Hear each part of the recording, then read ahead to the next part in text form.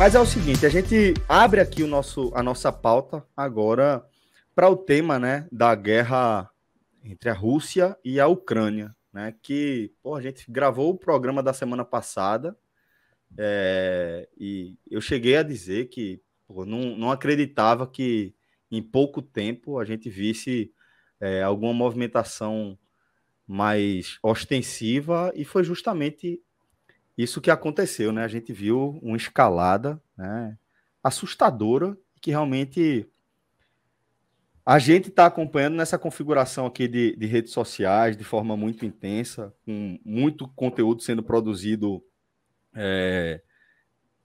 de forma permanente, até eu diria, porque se a gente for fazer um retrospecto aqui de nossa fase adolescente e adulta, de quando a gente começa a entender um pouco mais o noticiário, seja nacional, local ou internacional, a gente é pontuado aí por algumas guerras, né? Início ali no meio dos anos 90, né? Sei lá, Kosovo, invasão do Iraque, né? E ali a gente já se entendia como gente, né? Já tinha, de certa forma, internet presente em nossas vidas, mas é claro que desde então esse aspecto das nossas rotinas ele se intensificou demais, né? As redes sociais, elas são a parte, não é que elas são parte da nossa vida hoje, elas são parte integral quase da nossa rotina. A gente tá no Instagram, tá no WhatsApp, tá no Twitter, e mesmo quando a gente está desconectado, nosso celular está ali em stand-by, a luz toca, a luz pisca, o alarme toca, e a gente volta de novo para essa realidade permanente nas redes sociais. Paralelamente a isso, a gente vive também o momento da disseminação das lives, né? Isso faz com que muito conteúdo seja produzido sobre os mais diversos temas, e é claro que um tema tão grave, tão urgente quanto uma guerra como a que está rolando entre a Rússia e a Ucrânia, vai ser um assunto absolutamente dominante, né? Então, para fazer um resumo do que aconteceu, um resumo factual, e trazer a gente aqui para o debate, vou fazer uma apanhada ali mais ou menos de onde a gente estava, né? Fiz um breve histórico ali do que justificava aquela tensão que a gente estava enxergando, e eu vou tocar a partir dali mais ou menos. Mas antes de entrar nessa parte mais factual, e antes de entrar propriamente no debate da gente, eu quero só sugerir aqui mais uma vez alguns canais, alguns podcasts que eu sigo, que eu consumo, relacionado com história ou política internacional, e que pode ajudar vocês a ter uma visão mais clara de tudo que está ocorrendo. Porque, fazendo até uma brincadeira com o que Fred falou agora, de que dos professores que temos como personagens assim do nosso Agamenon, do 45 Minutos, só Tarcísio de fato exerce. E eu brinquei, não sou professor, e hoje mais do que nunca eu quero deixar isso claro. Eu não tenho nenhuma formação acadêmica em política internacional ou em história. Eu prestei vestibular para história, e o máximo que eu posso dizer é que era a minha matéria favorita e que continua, de certa forma, não para minha surpresa, continua atraindo meu interesse. Mesmo na idade adulta, a gente vai trazendo paralelos para além dos livros e vai adaptando o nosso consumo, mas continuo muito interessado por conteúdos de história de forma geral. Estou falando isso porque a gente vai falar de questões que eu posso ser impreciso, e a imprecisão nesse momento ela acaba sendo um desserviço.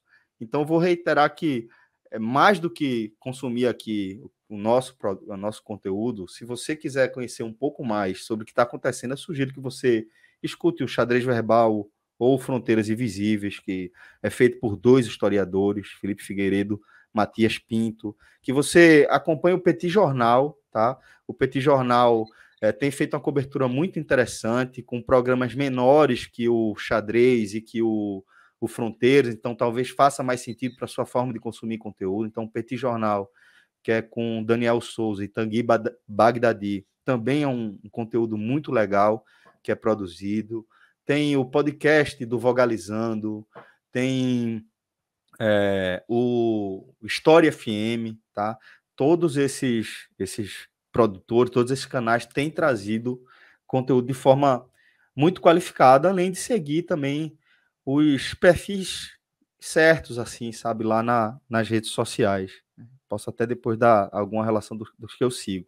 E eu estou falando isso justamente para que a gente tenha o cuidado de observar tudo que está acontecendo com a gravidade que a gente precisa observar. Porque o que está acontecendo é difícil falar disso porque fica parecendo que a gente quer tirar um aspecto da nossa realidade e tratar como se fosse algo alheio a ela. Porque o que eu quero dizer é que a gente tem que lutar para não incorrer nesse debate binário, sabe? Onde a gente, de certa forma, tem que traçar um paralelo com o que a gente vê no Brasil e tomar um lado, né?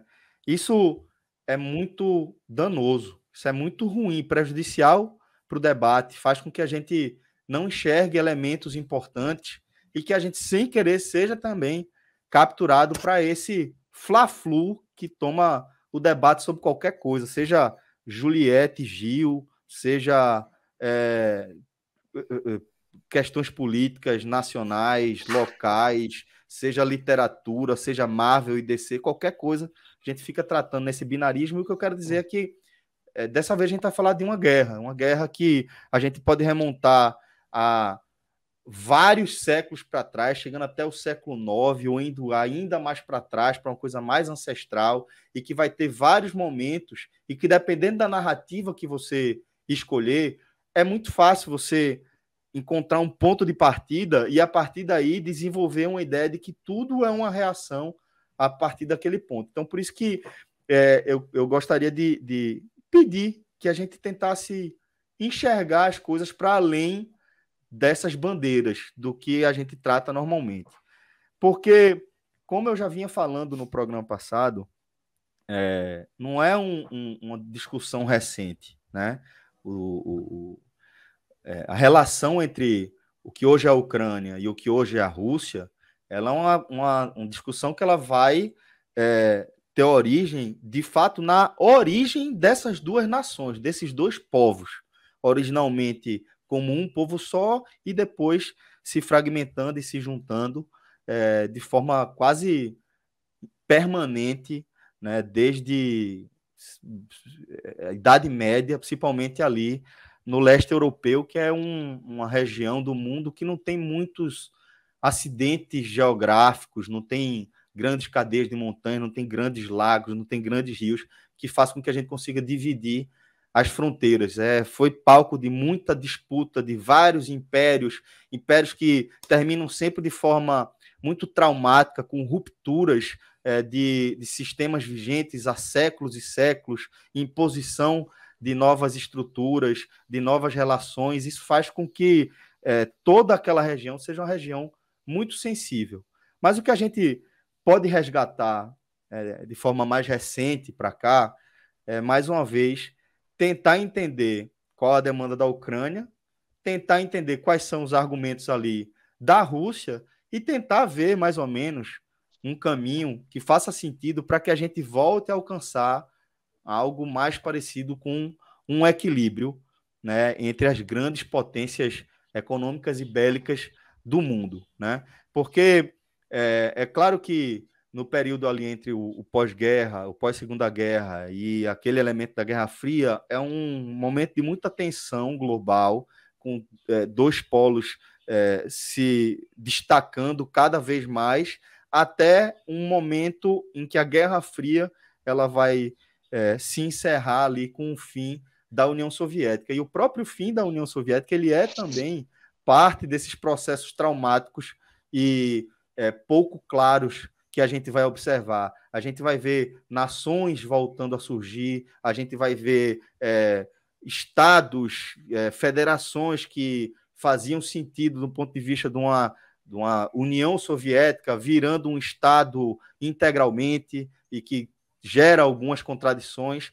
E isso tudo, desde então, vem fomentando esse cenário que a gente está visualizando neste momento, com a invasão, tá? Essa agressão que o governo de Vladimir Putin tem promovido ao longo dos últimos dias e que a gente tem acompanhado com tanta apreensão.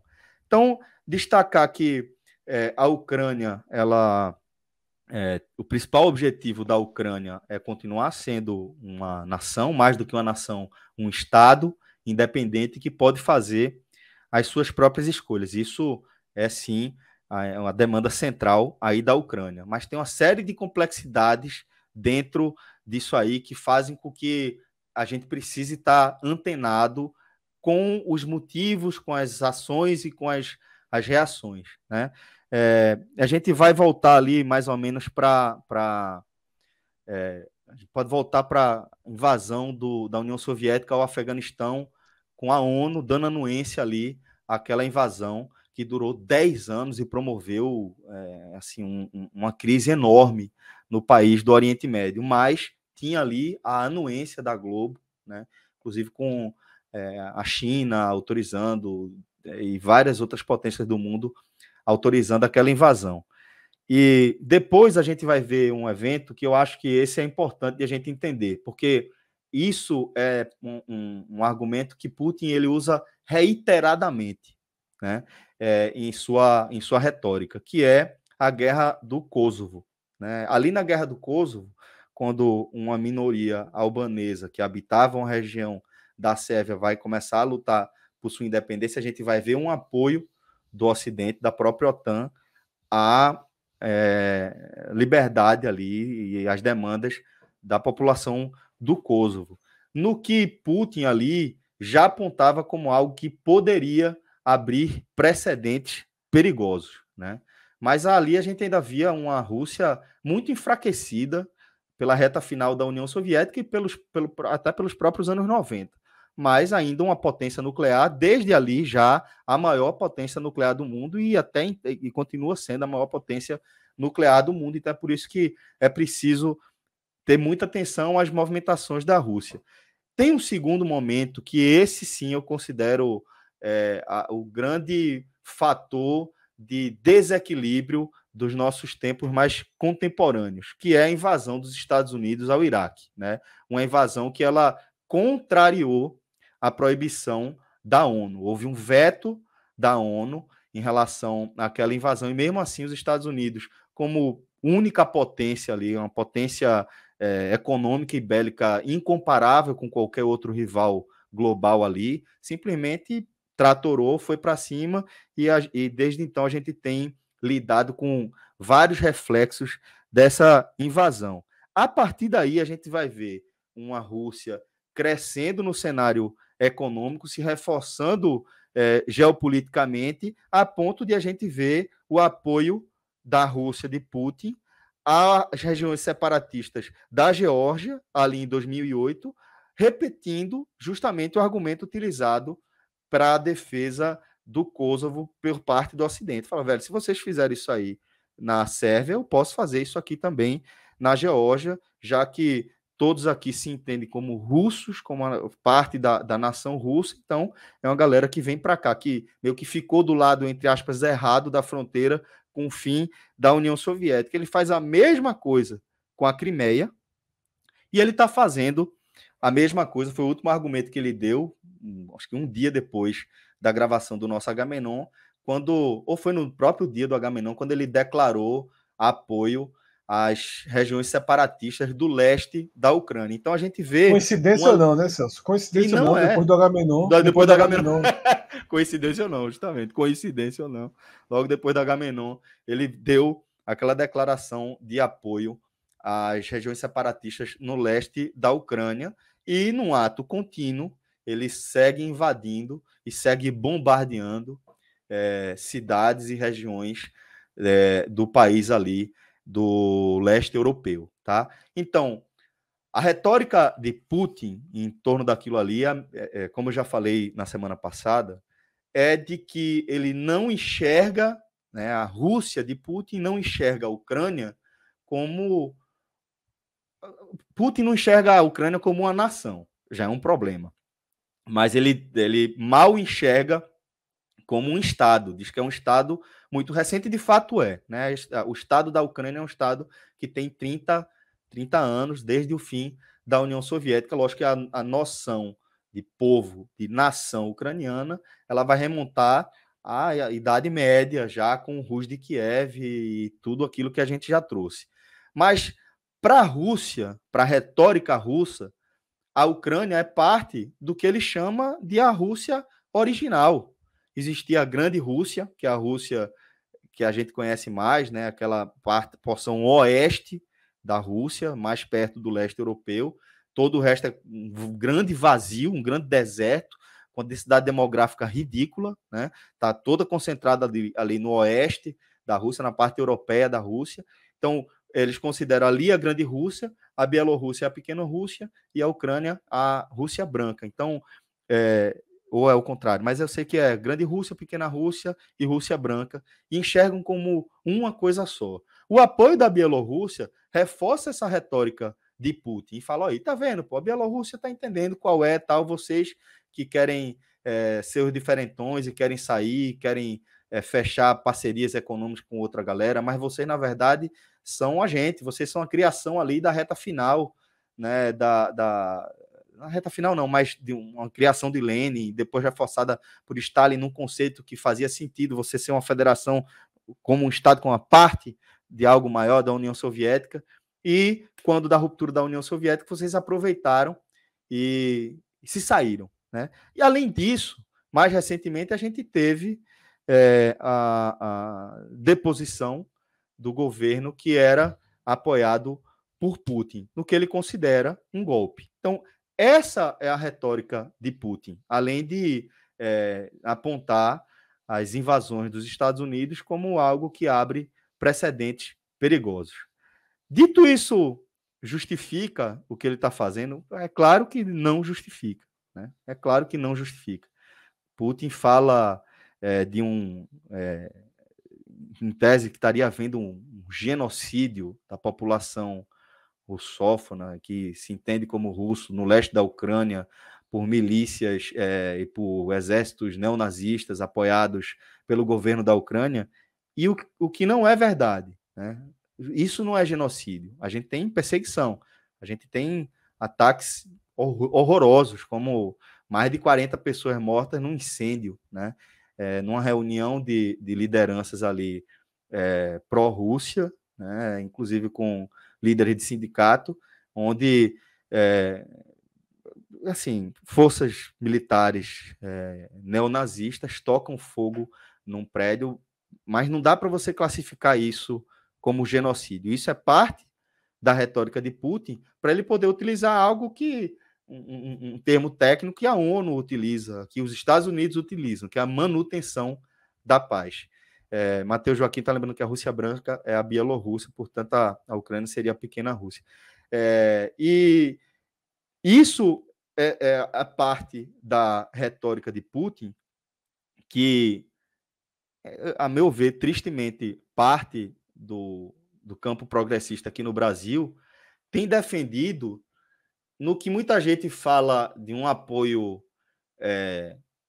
contínuo ao que seria a herança da União Soviética, que representava o campo socialista na época da Guerra Fria, na luta contra o capitalismo, e o que eu acho um negócio que não faz o menor sentido. Eu acho que, na verdade, está muito mais justificável por essa questão binária que a gente tem visto do que qualquer coisa. E eu acho que o debate aqui no Brasil ele está muito misturado, muito perdido, porque os dois campos que normalmente ficam de lados opostos de forma muito claras estão sem conseguir entender onde se posicionar, né? Porque se o campo progressista tem talvez essa coisa de que a Rússia seria a herdeira da União Soviética, de fato inclusive das dívidas da União Soviética, mas claro que não é um governo socialista. O governo Putin, a gestão Putin é uma gestão de extrema-direita. Putin é o maior patrocinador dos governos de extrema-direita do mundo, né? Ele tá para os governos totalitários de extrema-direita, como a Arábia Saudita tá para os grupos terroristas. Ele viabiliza, né? Ele viabiliza, né? Então, enxergar algo de um caráter socialista, comunista em Putin é uma distorção que realmente, para mim, não faz nenhum sentido. Ao mesmo tempo que o campo mais à direita, que está acostumado até a fazer essa associação, a se aliar com Trump no discurso contra a Rússia, a gente vai ver que a partir da aproximação de Jair Bolsonaro a Putin, por uma questão interna que a gente já tratou também no programa passado, muito mais a ver com a quebra, a ruptura, né, da relação com os Estados Unidos por conta da derrota de Trump, a galera fica perdida. Porra, como é que agora Jair Bolsonaro está apoiando a Rússia se nos primeiros 3 anos a gente falava em ucranizar o Brasil? Então, acho que o que a gente está vendo aqui, e é por isso que eu quis trazer esses apontamentos mais factuais para além da analítica, para entender, para que a gente possa se debruçar com um pouco mais de serenidade sobre o tema, para que a gente não transforme esse debate num debate binário, não transformar Zelensky, por exemplo, no herói da democracia, né? Zelensky, para mim, ele é mais um sintoma da confusão que o mundo se meteu. Porque, para mim, pô, é difícil você entender que a Ucrânia, vivendo nesse cenário geopolítico desde sempre, como é que a galera acha que um cara que até a eleição era comediante, era conhecido por ter feito o House of Cards, o presidente da Ucrânia, no House of Cards da Ucrânia, virar presidente, quando do outro lado do muro tem Putin, porra. Sabe? Que muita gente, até vi algumas pessoas no nosso grupo chamando de burro. Caralho, Putin, ele é tudo menos burro, pô. Putin é tudo menos burro. Ele pode ser filho da puta, ele pode ser um ditador, um cara que promove tragédias humanitárias enormes ao longo das últimas décadas, mas burro ele não é.